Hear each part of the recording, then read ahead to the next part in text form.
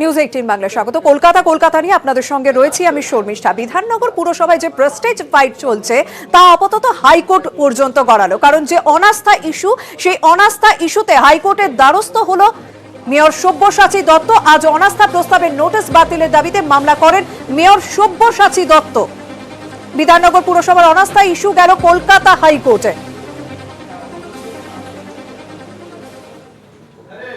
আমরা এই নিয়ে কথা বলবো, আমাদের সঙ্গে রয়েছেন প্রতিনিধি অর্ণব হাজরা। অর্ণব, এই যে বিধাননগর পুরসভার বিষয়টি আমরা দেখলাম যে অনাস্থা ইস্যুতে আমরা দেখলাম যে সব্যসাচী দত্ত তিনি হাইকোর্টের দ্বারস্থ হলেন, অন্যদিকে বনগাঁ পুরসভার বিষয়টি আমাদের ভুললে চলবে না। সেক্ষেত্রে জানতে চাইব এইসব বিষয়ে হাইকোর্ট অর্থাৎ আদালতকে হস্তক্ষেপ করতে পারে বা অতীতে কি এর কোনো নজির রয়েছে?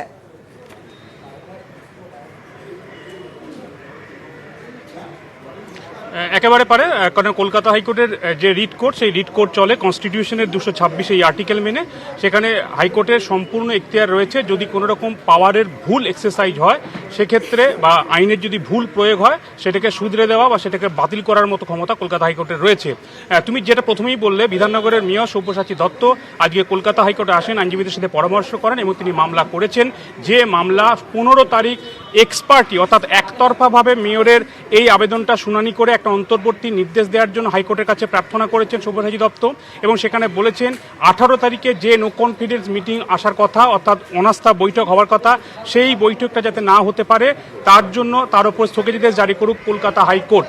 পাশাপাশি তিনি জানিয়েছেন 9 জুলাই যে নোটিশ পাঠানো হয়েছে মেয়রকে, এই নোটিশটা কমিশনার তাকে পাঠিয়েছেন, এটা নীতিবিরুদ্ধ কাজ এবং কমিশনারকে শোকজ করুক কলকাতা হাইকোর্ট।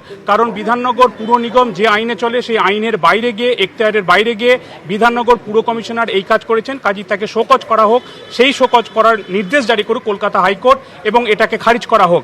তোমায় জানিয়ে রাখি 89 পাতার এই রিট পিটিশন অর্থাৎ মামলার কপি সব্যসাচী দত্তের এবং তার ছত্রে গত কয়েকদিন ধরে তুমি যেটা বললে যে ব্যাটেলটা চলছে, সেই ব্যাটেলে একটা মারাত্মক ভূমিকা রয়েছে তাপস চট্টোপাধ্যায় অর্থাৎ রাজারহাট গোপালপুরের এক সময়কার মেয়র।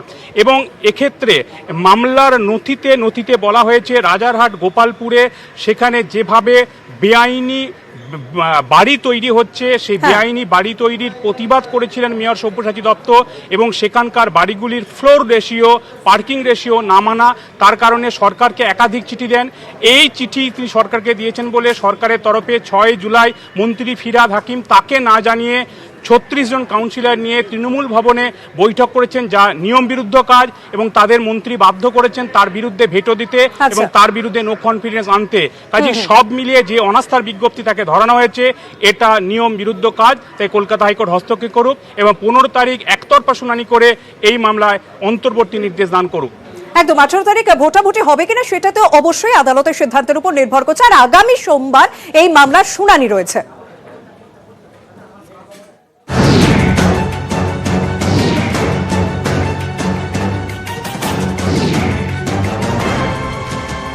সহজে সব্যসাচী মেয়র পদ ছাড়বেন না, এটা স্পষ্ট হয়েছিল ফিরহাদ হাকিমের বক্তব্যে। দল অনেকদিন আগে ব্যবস্থা নিতে চেয়েছিল, আমি মাঝখানে থেকে বারবার মেটানোর চেষ্টা করেছি, তার কারণ ওর প্রতি আমার একটা স্নেহ ছিল। কিন্তু ব্যক্তিগত স্নেহ থেকে দলের ডিসিপ্লিন, অনুশাসনটা অনেক বেশি, সেটা অনেক পরে আমি উপলব্ধি করেছি। সেই জন্য দলের কাছে আমি ক্ষমা প্রার্থী। তাই শেষ পর্যন্ত অনাস্থাই আনতে হয়েছিল তৃণমূলের তরফে। এবার সেই অনাস্থা বিজ্ঞপ্তির বিরুদ্ধে আদালতের দ্বারস্থ মেয়র সব্যসাচী দত্ত। শুক্রবার তিনি নিজেই যান কলকাতা হাইকোর্টে। আইনজ্ঞদের সঙ্গে পরামর্শ করছি, এত এখানে সিনিয়র অ্যাডভোকেটরা আছেন, তারা যথেষ্ট আশীর্বাদ করছেন, দেখা যাক। মুকুলেরা আপনাকে পরামর্শ দিচ্ছেন অনাস্থা নিয়ে, অন্তত মুকুলরাকে দাবি করছেন, আপনি কি সেই পরামর্শ নিলেন, বিজেপির পরামর্শ? আমি আইনজ্ঞদের পরামর্শ নিচ্ছি। আপনার অবস্থান? আমার অবস্থান এই মুহূর্তে হাইকোর্টে এসছি অ্যাজ এ লয়ার ভোট দিতে।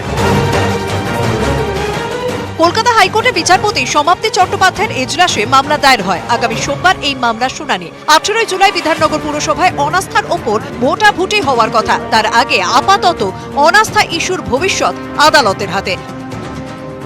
ক্যামেরা অর্পিত প্রসাদের সঙ্গে অর্ণব হাজরা, নিউজ 18 বাংলা। এদিকে এ নিয়ে প্রতিক্রিয়া মিলেছে কলকাতা পুরসভার মেয়র ফিরহাদ হাকিমেরও। তিনি বলেছেন তিনি যদি সব্যসাচী দত্তের জায়গায় থাকতেন তাহলে তিনি পদত্যাগ করতেন। আইনি পরামর্শ নিতে হাইকোর্টে গেছে, কি বলবেন? না না না, এটা ভারতবর্ষের নাগরিকও, ভারতবর্ষের আইনি পরামর্শ সবাই নিতে পারে, কারোর ওপর তো কোনো বাধা নেই। এটা তো গণতান্ত্রিক দেশ, নিশ্চিত বা আইনি পরামর্শ নিতে পারে, কোর্টে যেতে পারে, সব কিছু করতে পারে। কিন্তু আইন অনুযায়ী যখন 36 জন কাউন্সিলর 25 জন অনাস্থায় সই করেছে। 35 জন সই করেছে, আর যেহেতু কৃষ্ণাল একজন। হ্যাঁ, কৃষ্ণতে আছে 36 জন। আমার যদি হতো, আমি সব্যসাচীর কথা জানি না, আমার যদি হতো আমি নৈতিকভাবে সাথে সাথে পদত্যাগ করতাম। আমরা এবার নজর রাখবো জগদ্দলের দিকে, কারণ ফের উত্তপ্ত জগদ্দল। দুষ্কৃতী তাণ্ডবে ব্যাপক গুলি, বোমাবাজি এবং একজনের মৃত্যুও হয়েছে। এই ঘটনায় ইতিমধ্যে একজনকে আটক করা হয়েছে। বারাকপুর পুলিশ কমিশনারেটের পুলিশ কমিশনার মনোজ বর্মা তাকে জিজ্ঞাসাবাদ করছে। কথা বলবো আমাদের প্রতিনিধি অরুণ ঘোষের সঙ্গে। অরুণ, ঠিক কি খবর রয়েছে? দেখো, এই মাত্র পুলিশ কমিশনার মনোজ বর্মা জানালেন যে দুষ্কৃতিকারী ওখানে আছে, সিন্ধিয়াপাড়ায়, জগদ্দলের সিন্ধিয়াপাড়া দুষ্কৃতি আছে। এই খবরটা পেয়ে তারা সেখানে যায়। তখন যাওয়ার পরে দুষ্কৃতিকারীরা পুলিশকে লক্ষ্য করে কিন্তু বোম ছুটতে শুরু করে। ওই এলাকায় ঘনবসতিপূর্ণ এলাকা, পুলিশ সেফটির জন্য কিন্তু পুলিশকে ওখানে বোমের আঘাতে কিন্তু একজন পুলিশ কর্মী আহত হয়েছে, এমনটা মনোজ বর্মা জানাচ্ছেন। তারপরেই কিন্তু পুলিশ এনকাউন্টার করে, ফলে এনকাউন্টারে মৃত্যু হয়েছে কার্যত স্বীকার করে নিলেন পুলিশ কমিশনার মনোজ বর্মা। আজ ওই ঘটনায় অজয় পণ্ডিত নামে কিন্তু ওর সঙ্গেই ছিল, যে মারা গেছিল প্রভু, তার সঙ্গেই এক যুবক ছিল, তাকে কিন্তু পুলিশ গ্রেপ্তার, জিজ্ঞাসাবাদের জন্য এখন আটক করেছে। তাকে ভাটপাড়া থানায় নিয়ে এসে কিন্তু তাকে জিজ্ঞাসাবাদ চলছে। ধন্যবাদ। কথা বললাম আমাদের প্রতিনিধি অরুণ ঘোষের সঙ্গে। ইতিমধ্যে এই ঘটনায় একজনকে আটক করা হয়েছে, তাকে পুলিশ কমিশনার মনোজ বর্মা তিনি জিজ্ঞাসাবাদ করছেন। हुआ था यही सर, हम लोग यहाँ गप कर रहे थे, एकाएक उधर से बम फूटने लगा, देखने लगे। देखने के चक्कर में जब हम लोग इधर अपना घर उर बंद करके जाने लगे तो इधर भी बम फेंक दिया। 4 बम फूटा, इधर भी बम फेंक दिया। बस फेंकते फेंकते हम लोग भागते भागते बस टाली पे बम फेंक दिया, फूट गया टाली हम लोग का। ও বেচারা যান বাঁচাতে উপরে উঠেছে, ওইখান থেকে গুলি পুলিশ মেরেছে, পুরো তলা নেমে গেছে। এটা কি হচ্ছে পশ্চিম বাংলা, কি হচ্ছে এটা? কি এইখানে গণতন্ত্র? পুলিশ কি ওকে ধরতে পারলো না? 500 পুলিশ ছিল, মাত্র একজন আসামি ছিল, তো পুলিশ ওকে ধরতে পারলো না? 500 জনে পুলিশ ভিতরে কি গুলি মেরে? পুলিশের বক্তব্য হচ্ছে তাদের গাড়ির উপরে বোম মেরেছিল। সেটা ভুলভাল খবর। পুলিশকে সব কেস বানানো, পুলিশ শুধু কেস বানাচ্ছে, আরো কিছু করছে না।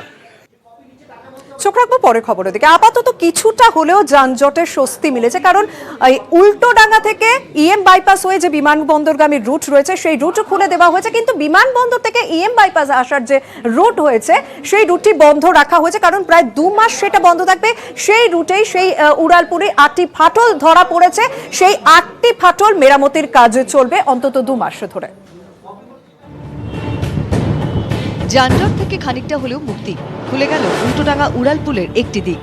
কেএমডি এর বৈঠকের সিদ্ধান্ত অনুযায়ী বৃহস্পতিবার রাত থেকে উড়ালপুলের বাইপাস থেকে বিমানবন্দর যাওয়ার অংশটি খুলে দেওয়া হলো। এয়ারপোর্টগামী যেটা ফ্ল্যাঙ্ক সেটা ঠিক আছে, তাই এয়ারপোর্টগামী যে ফ্ল্যাঙ্ক সেটাকে আমরা খুলে দিচ্ছি। বৃহস্পতিবার উড়ালপুলের স্বাস্থ্য পরীক্ষা করে মুম্বাইয়ের বরাত পাওয়া সংস্থা। কেএমডি এর উড়ালপুল উপদেষ্টা কমিটির প্রতিনিধিরাও পরীক্ষা নিরীক্ষা করেন।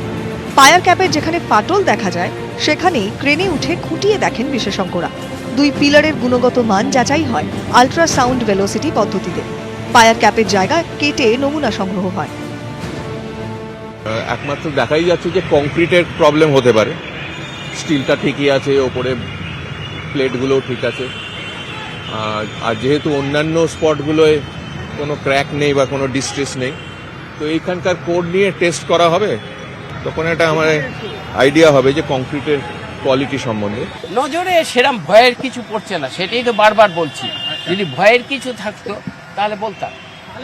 হ্যাঁ, সমস্যাটা কম, সমস্যাটা বড় না। নমুনা পরীক্ষার রিপোর্ট নিয়ে বৈঠক করে কেএমডিএ। রিপোর্টে ধরা পড়েছে উড়ালপুলের দীর্ঘমেয়াদী রোগ। উড়ালপুলের 8টি অংশে ফাটল চিহ্নিত হয়েছে, যা মেরামতি করতে সময় লাগবে 2 মাস। পায়ার ক্যাপে স্টিল ব্যান্ড দিয়ে মেরামতি করা হবে। মেরামতি করবে ম্যাকিনটস বার্ন সংস্থা। মেরামতির সময় বন্ধ থাকতে পারে বাইপাসগামী অংশ। বিকল্প হিসেবে বেইলি ব্রিজ চালুর চেষ্টা হবে। 4টা জায়গায় এই ফাটল দেখা দিয়েছে এবং সেগুলো সব ক্রপ লাগাতে হবে, একটা সময় লাগবে। লাগিয়ে দিলে আমরা ব্রিজ খুলে দেবো। যদি ক্রপ না পাই তখন আমরা একটা বেলি ব্রিজের প্রভিশন। 2010-এ উল্টোডাঙ্গা উড়ালপুল তৈরির পর 2013-য় খুলে পড়ে একাংশ। মেরামতি করা সেই অংশেই ফাটল দেখা দিয়েছে।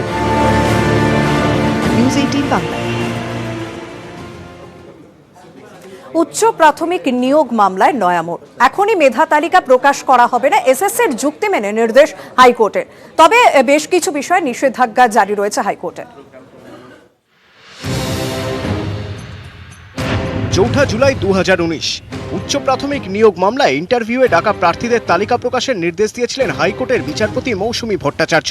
10 তারিখের মধ্যে সবার নাম ও প্রাপ্ত নম্বরের তালিকা প্রকাশের নির্দেশ দেওয়া হয়েছিল, কিন্তু সময় পেরিয়ে গেলেও সেই তালিকা প্রকাশ করেনি স্কুল সার্ভিস কমিশন। ফলে আদালত অবমাননার খাড়া ঝুলছিল কমিশনের ঘাড়ে।